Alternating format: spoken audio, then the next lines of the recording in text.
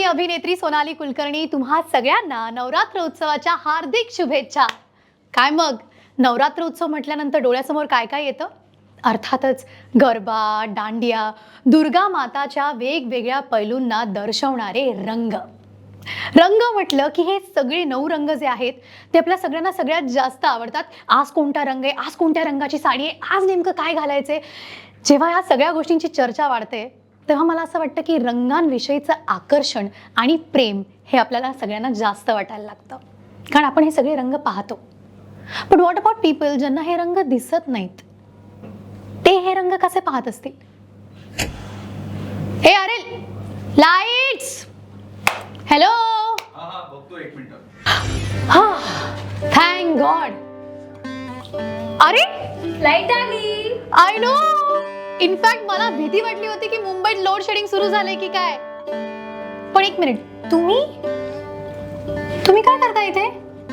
सोनाली ताई, तू आतापर्यंत इतके सारे अभिनय केलेस आणि तुझ्या प्रत्येक एका अभिनयात आम्हाला एक नवीन रंग आणि रूप बघायला मिळतं. मग ते तुझं रूप हिरकणीचं असू दे किंवा अप्सरेचं, प्रत्येक रूपात तू प्रेमाचा रंग कायम ठेवलायस. म्हणून आम्ही सुद्धा तुझ्यासाठी खास आमच्या हाताने रंगवून प्रेमाच्या गुलाबी रंगाची साडी आणली आहे.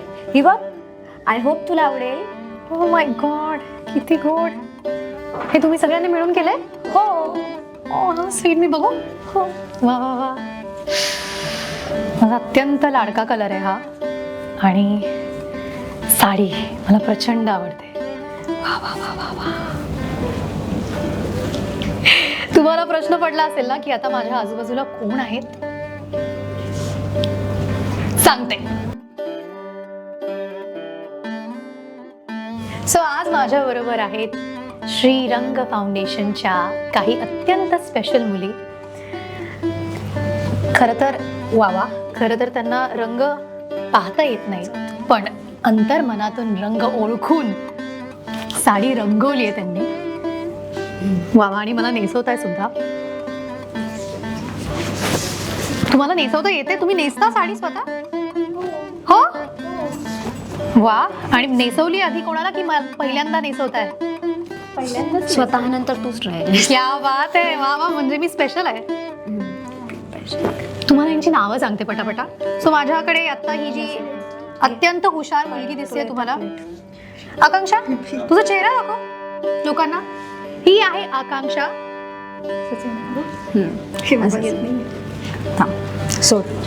होतंय. थांबा. काजल, इकडे थोडीशी माझ्या जवळ आहे. प्रेक्षकांना तुझा चेहरा दाखव. ही आहे काजल. प्रतीक्षा कुठे गेली? तू साडीला हात सुद्धा लावत नाही, तुला येत नाही वाटतं? नाही, हे आपलं काम नव्हे. ही प्रतीक्षा बरं का. आणि सगळ्यात आधी जिने साडी हातात घेतली पण आता ती काहीच करत नाहीये, ती आहे श्रेया. श्रेया, हाय कर लोकांना. हाय. आता मला सांगा, हे तुम्ही पहिल्यांदा रंगवली साडी? हो, आम्ही आत्तापासून सुरुवात केली. याआधी आम्ही फक्त छोटे छोटे पेंटिंग, पोर्ट्रेट, चित्र असं सगळं काही रंगवत होतो.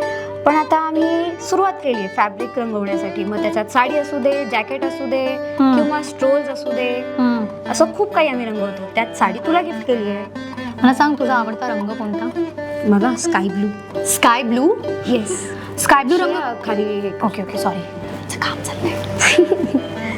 आय होप थोडी बरोबर आली की नाही माहित नाही.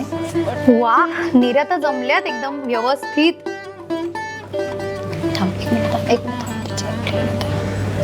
तर निळा रंग हा तू कसा ओळखतेस? प्रत्येक रंगाला सगळ्यांसाठी तर खूप इझी आहे, ज्यांना दिसतं. पण आमच्यासाठी थोडंसं कठीण आहे. पण आमचे सर आहेत ना, ते आमच्या सगळे प्रॉब्लेमचं सोल्युशन आहे. आम्हाला पण रंग बघायचे होते, म्हणून आम्ही पण त्यांना सांगितलं आम्हाला पण रंगांशी खेळायचं. तेव्हापासून त्यांनी ओळखलं की आमचं जे स्मेल पॉवर आहे ते खूप जास्त स्ट्रॉंग आहे. मग ते म्हणाले ठीक आहे, आपण तुमच्या स्मेल पॉवरला यूज करूया. त्यांनी प्रत्येक एका रंगामध्ये गंध घातला. जसं व्हाईटसाठी मोगरा व्हाईट कलरचा आहे, येलोसाठी सोनचाफा, तो येलो कलरचा आहे, रेडसाठी रोज आणि ब्लूसाठी कूल ब्लू. असं करून मी माझा रंग ओळखते. सो कूल ब्लू तुझा आवडता रंग आहे. येस. आता तू सरांबद्दल बोललीस, आपण सरांना बोलूयात का? हो, बोलवून ये. तुम्ही सरांना हाक कशी मारता? सुमित दादा. सुमित दादा कुठे आहात? लवकर या, आम्ही रेडी आहोत. थँक्यू. वा वा, कशी दिसतेय मी? सुंदर.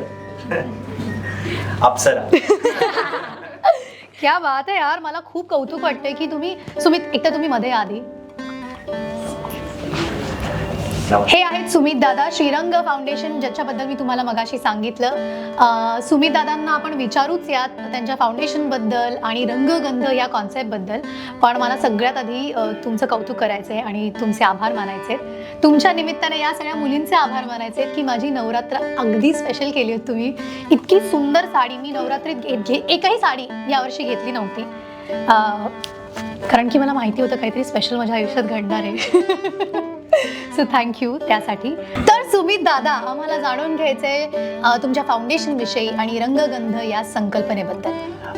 खरं तर श्रीरंग चॅरिटेबल ट्रस्ट गेले 17 वर्षापासून या मुलांसाठी काम करते.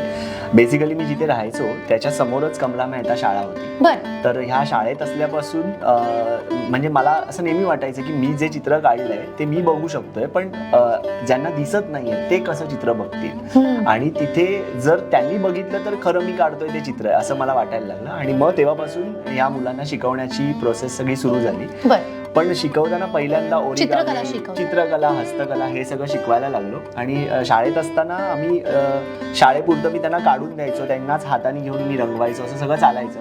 पण एकदा असं झालं की आम्हाला रंग तू नसताना कसे कळतील, अच्छा. असा जेव्हा प्रश्न आला माझ्यासमोर, तेव्हा मला खरं तर असं झालं की आपण काहीतरी एकतर ह्याच्यासाठी एक कॉन्क्रीट सोल्युशन केलं पाहिजे की बाबा मी नसताना पण ह्यांनी चित्र काढलं पाहिजे. आणि मग तेव्हा मला लक्षात आलं की यांचा मी जेव्हा ऑब्झर्वेशन करत होतो, एकदा यांच्याच वर्गाच्या बाहेर जाऊन मी उभा राहिलो, तर हे वर्गात शांत होते. आणि मग मी आतमध्ये गेलो अर्ध्या तासांनी वगैरे, तर ते म्हणाले अर्धा तास बाहेर काय करत होतात तुम्ही? तर मी म्हटलं की म्हणजे कसं, तर त्यांना ते परफ्यूमवरनं बरोबर कळलेलं की आपण बाहेर आहोत ते. तर मग त्या सुगंधावरनं त्यांनी ओळखलेलं. आणि मग तेव्हा मला असं झालं की अरे प्रत्येक जर निसर्गानेच प्रत्येक रंगाला म्हणजे किंवा कुठल्याही वस्तूला एक रंग जसा दिलाय तसा गंध पण दिलाय. बरोबर. म्हणून त्या प्रत्येक रंगामध्ये आम्ही एक गंध मिसळून त्याच्यामधनं रंगगंधाची निर्मिती केली. ओके, म्हणजे असं असतं की जेव्हा देव आपल्याला एखाद्या सेन्स मध्ये कमतरता देतो तेव्हा आपले बाकीचे सेन्सेस जागरूक होतात, आणखी जागरूक होतात. त्यामुळे मला असं वाटतं की अशा स्पेशल मुलांना, मुलींना जेव्हा एखादी गोष्ट पाहताना कदाचित तेवढी स्ट्रॉंग सेन्स नसली तरी ते ऐकू जास्त येतं, चांगलं येतं, बारीक बारीक डिटेल्स त्यांना कळतात, किंवा त्या गंधांमधनं किंवा स्पर्शामधनं हे सगळे सेन्सेस जेव्हा खूप स्ट्रॉंग होतात तेव्हा मला असं वाटतं की मग फरक पडत नाही एखादी गोष्ट आपल्यात कमी असेल तर. ह्याच्या आधी मला वाटतं रंगगंधाच्या आधी स्पर्शातून अनेक गोष्टी ते शिकले असतील किंवा त्याचा वापर करून अनेक कला त्या करत असतील, बरोबर आहे? बरोबर. मग मला साधारण असा अंदाज आला की तुम्ही कोविड नंतर रंगगंधांकडे जास्त वळलात, तर तो प्रवास कसा होता? खरं तर कोविड हा सगळ्यांसाठीच खूप म्हणजे खूपच बेताचा होता, आणि आमच्या सगळ्यांसाठी तर खूप होता, कारण आम्ही एका ठिकाणी अडकलो होतो. म्हणजे ब्लाइंड मुली आणि आम्ही सगळे लोक एका ठिकाणी अडकलो होतो, आणि तेव्हा बाहेरच पडायचं नाहीये आणि स्पर्श करायचा नाहीये, कुठलाही स्पर्श करायचा नाही, आणि हे स्पर्शाशिवाय जगूच शकत नाही. त्यामुळे तर आमचं असं म्हणजे आम्हाला कळतच नव्हतं की हे किती दिवस चालणार आहे, कारण कोणालाच माहित नव्हतं हे कधी संपणार आहे. आणि मग तेव्हा असं लक्षात आलं, पहिले काही दिवस तर गेले म्हणजे की बाबा चला जेवण जेवढं होतं तेवढं सगळं वापरलं, पण त्याच्यानंतर काय, आणि मग बाहेर पडू शकत नव्हतो, खूप प्रॉब्लेम झालेले तेव्हा. आम्हाला खूप लोक मदत पण करत होते, पण भीती पण वाटत होती की आपण जे खातोय त्यातनं काही व्हायला नको, कारण नॉर्मल लोकांचं कसं व्हायचं की ते जाऊ शकत होते ऍटलिस्ट गाडीपर्यंत, पण अशा मुलांना कोण एस्कॉर्ट करणार, कसं घेऊन जाणार. आणि मी देवाजवळ तेच रोज बोलायचो की काही असू देत पण अशा मुलांवरती कोविडची पाळी येऊ दे नको. आणि सुदैवाने तसं काहीच झालं नाही पूर्ण कोविडच्या काळामध्ये, पण ते जगायचं कसं हा जो प्रश्न होता, तेव्हा मग मी ह्यांच्याकडनं मेणबत्त्या, नंतर पणत्या, नंतर ग्रीटिंग कार्ड्स हे सगळं रंगवून घ्यायला सुरुवात केली. आणि मग तेव्हा असं लक्षात आलं, आम्ही मास्क पण रंगवले म्हणजे, आणि त्याच्यामध्ये गंध असल्यामुळे मास्क पण असे सुगंधित म्हणजे मास्क लावताना गुदमरायला व्हायचं नाही, एक छान सुगंध असल्यामुळे त्याचा त्रास व्हायचा नाही. आणि त्याच्या आम्हाला बऱ्याच ऑर्डर्स यायला लागल्या. आणि मग मला असं वाटलं की व्हिज्युअल आर्ट हा त्यांच्यासाठीचा एक करिअर ऑप्शन असला पाहिजे. ओके. आणि मग आम्ही शाळांमध्ये जाऊन कोविड नंतर आम्ही जोरात सगळं सुरू केलं. म्हणजे आता महाराष्ट्रातल्या मी 9 शाळांमध्ये शिकवतोय आणि यांनी पण तेवढाच सपोर्ट केला. आणि मग ह्यांच्या म्हणजे हे असतं ना की आता हे झालंय, आता हे करून बघूया, आता ते करून बघूया, असं करत करत करत एक एक करत पाऊल पुढे पुढे टाकत गेले. येस. आणि मग असं ठरलं की आपण आता म्हणजे नेहमी असं होतंच की आता सण आहे आणि हे लोक सण साजरे करू शकत नाहीत कारण यांना पेंडॉल्स पर्यंत घेऊन जात नाही. म्हणजे किंवा देवीच्या पायाजवळ घेऊन जात नाहीत किंवा गणपती पर्यंत नेऊ देत नाहीत. कारण बरोबर आहे, सगळ्यांना असं वाटतं की काही त्या हल्लं गर्दीमध्ये पडलं. त्रास हा. होऊ नये त्यांना मुळात. हा. आणि त्यामुळे ह्यांच्यासाठी सण हा फक्त एक सुट्टी असते. अच्छा. आणि मग ती सुट्टी नसावी, तो सण त्यांच्यासाठी पण सण व्हावा म्हणून त्यांनी मला सांगितलं, दादा आपण ह्या वेळेला नवरात्रीसाठी साड्या रंगवूया. ओके. म्हणजे त्यानिमित्ताने आपल्याला त्या सणाचा भाग होता येईल आणि सगळ्यांबरोबर सण साजरा करता येईल. मला वाटतं ही अत्यंत महत्त्वाची गोष्ट आहे. कारण जेव्हा जोपर्यंत आपण समाजात सगळ्यांबरोबर इन्क्लूड होत नाही, त्यांच्यातलाच एक भाग होत नाही, तोपर्यंत प्रत्येकाला असं वाटत असतं की आपण वेगळे आहोत, आपण ह्यांच्यापेक्षा वेगळे आहोत. म्हणूनच हा प्रवास आहे आणि म्हणूनच तुमचा हा उपक्रम आहे की कोणत्याही पद्धतीने इम्पेअर्ड आय थिंक तुम्ही खूप वेगवेगळ्या विषयांवरती आणि वेगवेगळ्या लोकांसाठी काम करताय. तर कोणत्याही पद्धतीने इम्पेअर्ड लोक असतील आणि ते स्वतःला किंवा समाजामुळे स्वतःपेक्षा वेगळं समजत असतील तर त्यांना आपण कशा पद्धतीने आपल्यामध्ये इन्क्लूड करून घेऊ शकतो, त्यांना सहभाग आपल्या आयुष्यात कसा असू शकतो आणि त्यांचा सहभाग इतरांच्या सणासुदींमध्येच देखील कसा असू शकतो त्याचं हे उदाहरण आहे. म्हणजे ही आजची साडी का असू देत किंवा तुम्ही पणत्या रंगवता आणि आता दिवाळीही येणार आहे लवकरच, त्यामुळे त्याची ही तयारी सुरू झाली असेल. मला सगळ्यांना विचारायचं की दिवाळीची काय तयारी चालू आहे. प्रतीक्षा, आता दिवाळीची फार प्रतीक्षा करावी लागणार नाही आपल्याला, है ना? दिवाळी आवडते तुला? हो, खूप आवडतं. काय आवडतं दिवाळीचं? फराळ मग तू करतेस फराळ? नाही, फक्त खातेस? कोणता आवडतो पदार्थ? चिवडा, चकल्या, करंजी. सगळंच आवडतं तुला. बरं, आता तुम्ही रंगगंध संकल्पनेच्या अंडर कलर्स करताय, रंगवताय गोष्टी वेगवेगळ्या आणि त्या व्यतिरिक्त सुद्धा तुम्ही पणत्या बनवता असं मगाशी दादानी सांगितलं. तर दिवाळीला यंदा काय प्लॅन आहे, काय बनवणार आहात? आता तर आम्ही साड्या वगैरे पेंट करायलाच लागलो. त्याबरोबर आम्ही आता पणत्या रंगवतो, आकाश कंदील असतात ते आम्ही बनवतो, ग्रीटिंग कार्ड्स असतात ते आम्ही तयार करतो. यासारखं बरंच काय आम्ही आता नवीनच चालू केलेलं आहे. आणि हे जे आता आपल्याला पाहतायत त्यांना काय सांगशील, तुझ्याकडे येऊन काय त्यांनी मस्त फाउंडेशन मधनं विकत घ्यावं? आम्ही वेगवेगळ्या प्रकारचे जे पोएट्रीज खूप छान करतो आणि छोटे छोटे आधी करत होतो, पण आता जे हवे त्या साईजमध्ये पण आम्ही करू शकतो. मोठे पेंटिंग वगैरे पण आम्ही करतो. सो पेंटिंग्स घेऊ शकता. वा वा वा, ऐकलं का? पेंटिंग घेऊ शकता तुम्ही. आपण श्रेयाकडे जाऊया. श्रेया, काय करतेस तू? मी कॉलेजला जाते. कॉलेजला जाते? कितवीला आहेस? मी MA करते, फर्स्ट इयर. MA करतेय? कुठल्या कॉलेजमधनं? KC college. आणि तू कुठे राहतेस? कॉलेजपासून किती लांब आहे? मी राहते बोरिवलीला आणि म्हणजे कॉलेज आहे चर्चगेट. बापरे, एवढा लांबचा प्रवास? मग रोज जातेस का बंक करतेस? नाही जाते. एकटीच जाते? हो. कसं ट्रॅव्हल करतेस? आमच्या हातामध्ये स्टिक असते, ती आम्ही पुढे स्टिक असते, मग ती आम्हाला सांगते की पुढे काय आहे, कसं आहे डायरेक्शन, तसं आम्ही जातो. ट्रेननी जातेस? हो. सो रोज बोरिवली ते चर्चगेट तू एकटी प्रवास करतेस? हो. क्या बात आहे. मग जेव्हा पहिल्यांदा गेली होतीस तेव्हा भीती वाटली होती? हो, मी रस्ते पण विसरते ॲक्च्युली. पहिले मला भीती वाटायची, तेव्हा मी न्यू होती की लोक हेल्प करतील की करणार का, पण नाही, लोक सांगतात डायरेक्शन कुठे आहे, कसं आहे, कोणती ट्रेन येणार आहे, त्या हिशोबाने मग ते चढवतातही, म्हणजे बसवतात ट्रेनमध्ये की जाऊ शकते या चर्चगेट ट्रेनने. असं कधी झालंय की काहीतरी खूप भीतीदायक प्रसंग घडलाय किंवा हरवलीस किंवा विसरलीस रस्ता किंवा असं काही झालंय की बाबा आता मी घरी कशी जाणार किंवा कॉलेजला कशी पोहोचणार, असं कधी झालंय? हां, एकदा मी चुकीची बस पकडलेली, मला रस्ते नाही माहिती होते, पण लोकांनी हेल्प केली मला. एक दादा होता, तो मला हॉस्टेलपर्यंत घेऊन गेलेला. म्हणजे तू कॉलेजला पोहोचलीस नीट? म्हणजे हॉस्टेलला पोहोचलीस नीट? मुद्दामून नाही ना केलं असं, जरा मुंबई दर्शन करून घेऊ, फिरून वगैरे करून घेऊ? नाही. सो तू काय सांगशील मुंबईकरांना?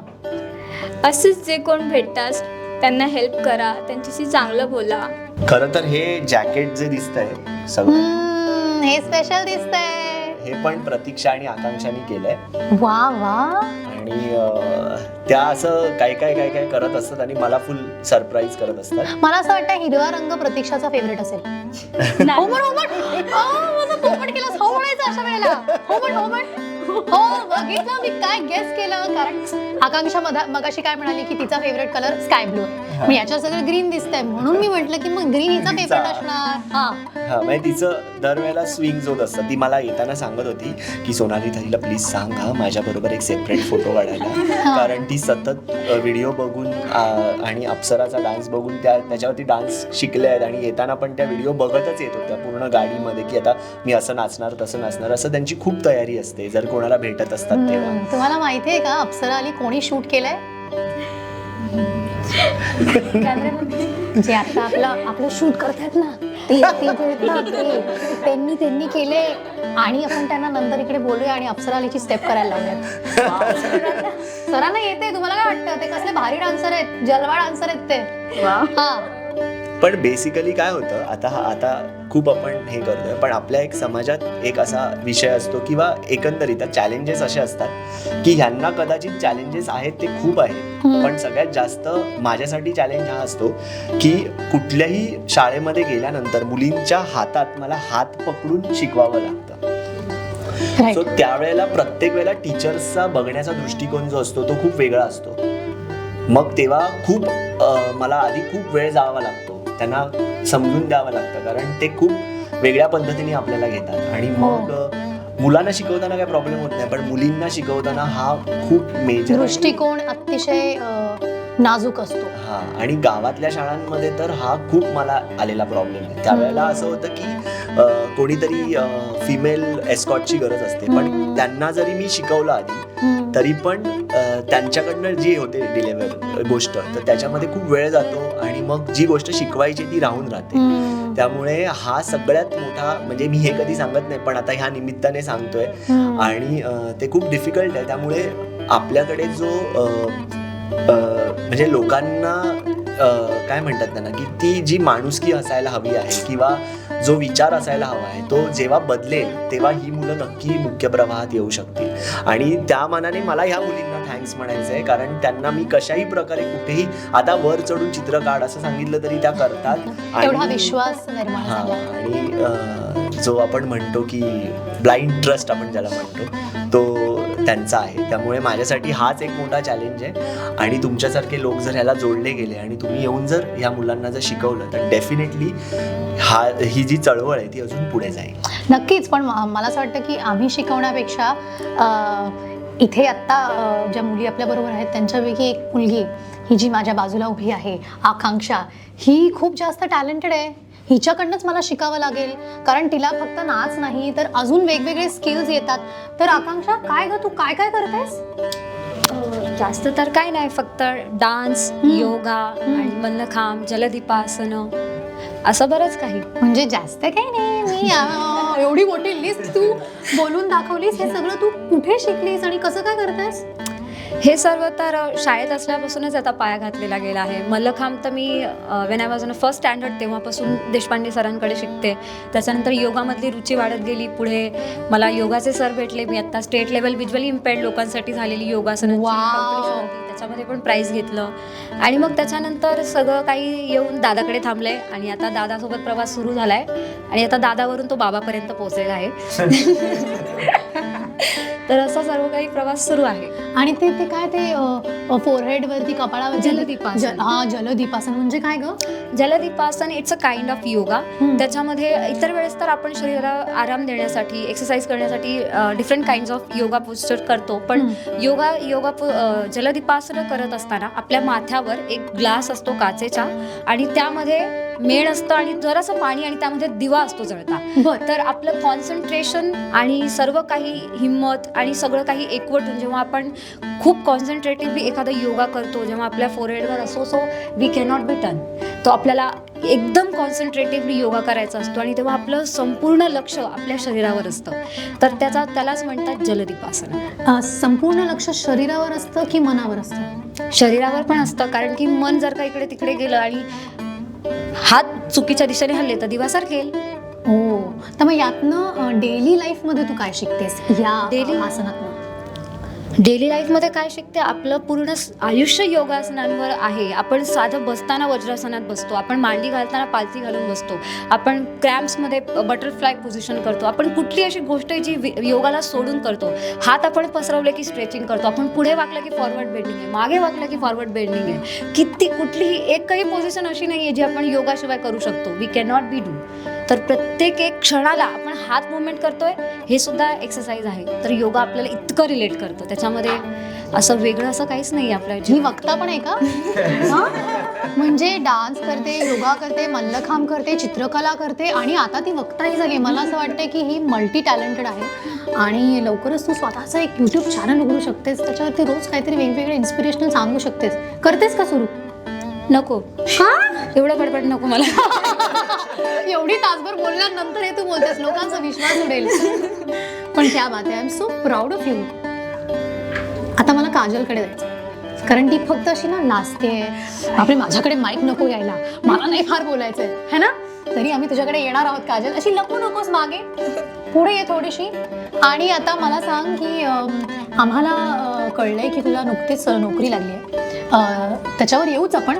पण जसं आता मगाशी श्रेयाने सांगितलं की कॉलेजला जाताना रोजच्या प्रवासामध्ये काय अडचणी येतात, काय आव्हानं असतात, तर तशा तुझ्या आयुष्यातल्या बेसिक रोजच्या अडचणी किंवा आव्हानं काय आहेत? रायटर रायटर म्हणजे? आम्ही जेव्हा एक्झाम देतो हां. तेव्हा एक जण असतो जो आमचा पेपर लिहितो. बरोबर. तर मला नेहमीच प्रॉब्लेम आले रायटरसाठी.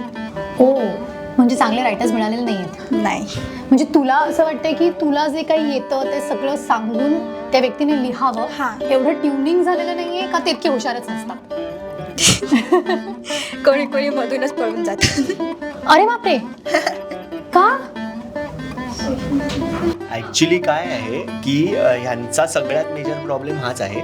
म्हणजे जेव्हा परीक्षा असते तेव्हा ह्यांच्या कमी वर्गातला एखादा व्यक्ती ह्यांचा पेपर लिहितो की त्या सेम कमी वर्गात म्हणजे आता समजा हां, हे बरोबर. एक वर्ष कमी असणारे ज्युनियर त्यांचा पेपर लिहितात. आणि अशा वेळेला असं होतं की कुठल्याच कॉलेजमध्ये, म्हणजे ही खरं तर खूप निंदनीय गोष्ट, कुठल्याच कॉलेजमध्ये एकही रायटर तयार नसतो ह्यांचा पेपर लिहिण्यासाठी. आणि मग फायनली असं होतं की कोणीतरी मोठे लोक येऊन पेपर लिहितात किंवा मग कधी कधी मलाच जावं लागतं, कधी कधी असं. आणि आता एक व्यक्ती सगळ्यांना पुरत नाही. आणि तो हिचं तर एकदा असं झालंय की ती पेपर तिने सांगायला सुरुवात केला आणि ती सांगते, थोड्या वेळाने तिला कळलं समोर कोणीच नाहीये आणि तो मध्येच पेपर सो तो न सांगता गेला? न सांगता. आणि कळणार कसं ना. ऑफकोर्स. आणि अशा प्रकारे मग काय होतं, एकतर वर्ष वाया गेली आहेत, अशी एक वर्ष पूर्ण वाया गेलेली आहे त्यांची. आणि त्याच्यामुळे मग पुढे नंतर प्रॉब्लेम होतो. म्हणजे मग यावर काय उपाय असू शकतो, तुम्ही काय सुचवाल? यावर एकच उपाय की आपलं जे समाज कल्याण विभाग आहे त्यांनी खरं तर यावर काम करून यांच्यासाठी ती प्रोव्हिजनच केली पाहिजे. आणि ती प्रोव्हिजन कॉलेजमधल्या लोकांबरोबर जे नॉन टीचिंग स्टाफ आहे त्यांनी लिहिलं तरी चालण्याची प्रोव्हिजन असायला पाहिजे. कारण ते एनिवेज त्यांच्या कॉलेजमध्ये येणार आणि कॉलेजमध्ये अदरवाईज काम करणार. पण जर आता लायब्ररियन आहे आणि त्या दिवशी समजा लायब्ररियन ताईंनी समजा ह्यांच्यापैकी एकाचा पेपर लिहिला तर एक रायटर सहज मिळाला. तर हे जे आपल्याकडे होत नाहीये, तर त्याच्यावरती जर काम झालं तर या मुलांचे वर्ष वाया नाही जाणार. आणि तसं तिचं वर्ष वाया गेलंय. त्यामुळे आता मला त्याच्यानंतर आणि आमचा हा रोजचा टास्क असतो. म्हणजे आता त्या शिकतायत, मग आता परीक्षा आली की आज पण काही जणींची परीक्षा सुरू झाली आहे तर आज मी सकाळपासून त्या रायटरच्या ह्याच्यात होतो, बाबा पोचलायत ना हे ना. कधी कधी असं होतं की त्या रायटरना एक फीज द्यावी लागते, पण ती फीज पण आम्ही डबल चौबल देतो तरी सुद्धा रायटर्स मिळत नाही. म्हणजे हा खूप मोठा प्रॉब्लेम आहे. काही कॉलेजेसमध्ये खूप चांगली व्यवस्था आहे, म्हणजे रुईया कॉलेज असेल किंवा अशा काही कॉलेजेसमध्ये खूप चांगली व्यवस्था आहे रायटर्ससाठी, पण काही कॉलेजेसमध्ये अजिबात व्यवस्था नाहीये. तर त्यामुळे आपण आणि आता तर असं आहे की तुम्ही जर रायटर मिळत नसेल तर कोणीही रायटर म्हणून येऊ शकतं. त्यामुळे जे बघतायत आणि त्यांना जर ह्या रायटरसाठी आमच्याबरोबर जोडलं जायचं असेल, तुम्हाला असं वाटतं की तुम्ही मदत करू शकता या निमित्ताने, तर नक्कीच संपर्क साधा. तुम्ही प्लीज कसा संपर्क साधायचा तेही मला सांगा. श्रीरंग चॅरिटेबल ट्रस्टचं एक तर वेबसाईट आहेच आणि त्यावर सगळ्यांचे कॉन्टॅक्ट डिटेल आहेत. त्यामुळे तुम्ही नक्की आमच्याशी जोडले जाऊ शकता. आणि त्यांचं विजन मांडायची तुम्हाला संधी मिळेल आणि खऱ्या अर्थाने तुम्ही त्यांचे डोळे होऊ शकाल असं मला वाटतं. ॲब्सोल्युटली अत्यंत जबाबदारीचं आणि तितकंच महत्त्वाचं हे काम असू शकतं आणि जर का तुम्ही व्हॉलंटरीली हे करू इच्छित असाल तर प्लीज संपर्क साधा. हे सगळे चॅलेंजेस तर आहेत, तुम्ही सांगितले हे जे काजलनी स्वतःहून अनुभवलेले आहेत, पण या सगळ्या आव्हानांवरती मात करत तिने आता जॉब मिळवला आहे. तर मला तिला तिच्या जॉबबद्दल विचारायचं आहे की काजल, एक तर तुला खूप खूप तुझं अभिनंदन बाळा की तू नोकरी मिळवलेली आहे स्वबळावर. काय आहे तुझा जॉब आणि काय करतेस? माझा जॉब रिसेप्शन आहे. स्टार्टिंगला असं वाटलेलं की कोणी कसा असेल समोरचा व्यक्ती किंवा माझे कलिग्स, हां, पण होते सगळे छान आहेत, सगळे हेल्प करतात मला आणि गुड. एवढंच हॅलो मजा येते काम करताना? हो, खूप मस्त, खूप हो? जास्त. किती महिना झाला? महिन्याने 20 दिवस झाले असतील. ओके. मी महिन्यानंतरचा पहिला पगार काय करणार? मम्मीच्या हातात जाईल. वा, काजलला आपण शुभेच्छा देऊया तिच्या नवीन प्रवासासाठी आणि पुढील प्रवासासाठी. Thank you so much Kajal. मगाशी श्रीरंग चॅरिटेबल फाउंडेशनचा तुम्हाला पत्ता कळलेला आहे, तुम्ही त्याच्यावरती संपर्क साधू शकता. आणि सुमितदादांनी अत्यंत महत्त्वाची गोष्ट सांगितली की व्यक्ती एखादी असते, मग ती इम्पेअर्ड असू देत किंवा आपल्यासारखी असू देत, आपल्या प्रत्येकाची एक काहीतरी विजन असते, कल्पना असते, पण तीच आपल्या डोक्यातली कल्पना प्रत्यक्षात मांडणं हे सगळ्यांना जमत नाही. आणि असं एक अत्यंत महत्त्वाचं जे काम आहे ते ऑफ कॅमेरा असू देत किंवा ऑन कॅमेरा असू देत, म्हणजे लेखक, दिग्दर्शक, कलाकार यांचे खरे रंग मोठ्या पडद्यावरती रंगवणारे आमच्यात एक अत्यंत महत्त्वाचे छाया दिग्दर्शन करणारे, जे मला कॅमेराच्या मागून बघतायत आणि विचार करतायत की इथं काय चाललंय. त्यांचं मगाशी मी तुम्हाला एक इंट्रोडक्शन केलं होतं की अप्सरा आली किंवा नटरंग त्यांनी शूट केलेली फिल्म आहे. आपण महेश लिमये यांना ऑन कॅमेरा बोलवूयात. टाळ्या! So we have the most handsome, absolutely talented director of photography and director Mahesh Limaye आपल्यासोबत, ज्यांचा पहिला दिग्दर्शनाचा जो चित्रपट होता येलो, तो एका रंगाबद्दलचा आहे आणि त्यात त्यांनी एक वेगळाच रंग मांडला होता चित्रपटात. प्लीज आम्हाला त्याच्याबद्दल सांगा. येलो ही एक खूप स्पेशल फिल्म माझ्याकरता होती. तुम्ही कोणी बघितली नसेल तर प्लीज बघा, तुम्हाला खूप आवडेल ती बघायला. आणि किंवा मी तुम्हाला एकदा बसून स्टोरी सांगेन त्याची. त्याच्यात सुद्धा आपल्यासारखीच एक गौरी गाडगीळ म्हणून आहे आणि तिने दोनदा तिने स्पेशल पॅरा ऑलिम्पिक्स असतात त्याच्यात स्विमिंगमध्ये सिल्वर मेडल्स तिने पटकावली आहेत. तर आत्ता सोनाली तुम्हाला जसं विचारत होती की तुम्ही काय काय चॅलेंजेस ॲक्सेप्ट करत पुढे जाताय लाईफमध्ये, तर तशीच आपली गौरी सुद्धा, तिने सुद्धा खूप चॅलेंजेसवर मात करून ती इथे पोचली आहे. तुमच्यात सुद्धा प्रत्येकीमध्ये एक इन्स्पिरेशन आहे जे आपण सगळ्या प्रेक्षकांना दाखवतोय की काय तुम्ही करू शकता. दिस इज आउटस्टँडिंग. मी एका आर्ट स्कूलमधला विद्यार्थी आहे आणि ज्या प्रकारे तुम्ही आता याचं जॅकेट सुद्धा आहे, so I think hats off to you. You guys are amazing. Yellow हा चित्रपट जेवढा माझ्याकरता इम्पॉर्टंट आणि महत्त्वाचा होता तसाच याच्याकरता सुद्धा हे जे प्रोजेक्ट आहे तुझं, विच इज अमेझिंग यार. आणि जेव्हा मला कळलं की इकडे येऊन काहीतरी आपला एखादा छोटासा खारीचा वाटा, कधीही तू बोलव मला, मी तुझ्याबरोबर आहे. You know, seriously. बिकॉज तू आत्ता सांगत होतास ना की तिचं 1 वर्ष वाया गेलं. I felt so bad. माझी मुलगी आहे गौरांगी, तिच्या वयाच्या ती 3रीत होती. 3rd स्टँडर्डपासून ती आत्ता 12th मध्ये आहे. Every year, every exam she goes as a writer. आणि ती जे काही काम करते म्हणजे आम्ही प्राऊडली सगळ्यांना सांगतो, पण आज मला त्याचा इम्पॉर्टन्स समजलाय की म्हणजे मला माहिती होतं गौरांगी फक्त जाते पेपर लिहायला कोणाचा तरी, पण त्याचा इम्पॉर्टन्स किती आहे प्रत्येक व्यक्तीच्या आयुष्यात. आणि खरंच यार, म्हणजे तुमच्यासारख्यांना प्रत्येक माणसाने आपण काही ना काहीतरी पुढे येऊन हेल्प करूनच ती दृष्टी दिली पाहिजे असं मला वाटतंय. कारण तुमच्यातली जी कला आहे ना ती आम्ही कोणीही करू नाही शकणार. You know, which is amazing. आणि थँक्स मला इथे थोडंसं काहीतरी सहकार्य तुमच्या बरोबर राहून करता आलं. आणि आमच्या Apsara Sonali, thanks because you have given your time. अरे हा, इथे आपण No, या seriously, it is- आभार प्रदर्शनाचा कार्यक्रम संपवूया. काय रे, तुम्हाला वाटतं की नाही? हा? आपण एवढे जलवे बघतो तिचे, अप्सरा काय धमाल. सो मला असं वाटतं मित्रांनो, या आपल्या सगळ्या मित्रमैत्रिणींना सहानुभूती नाही, सहकार्याची गरज आहे. अगदीच. आपण त्यांचा सहभाग आपल्या आयुष्यात करून घेऊया आणि त्यांच्या आयुष्यात काय सहभाग करू शकतो स्वतःच्या पद्धतीने तो नक्की करूया. त्यांच्या दैनंदिन आयुष्यात एखाद्या कार्यक्रमापुरता आणि एखाद्या सणापुरता नाही. आपण रंगांविषयी बोललो. मला असं वाटतं की सगळ्यात महत्त्वाचा रंग असतो तो प्रेमाचा, आणि याची गरज आहे समाजातल्या प्रत्येक नात्यासाठी. तुम्हा सगळ्यांना नवरात्रीच्या हार्दिक शुभेच्छा. धन्यवाद. रंग याचा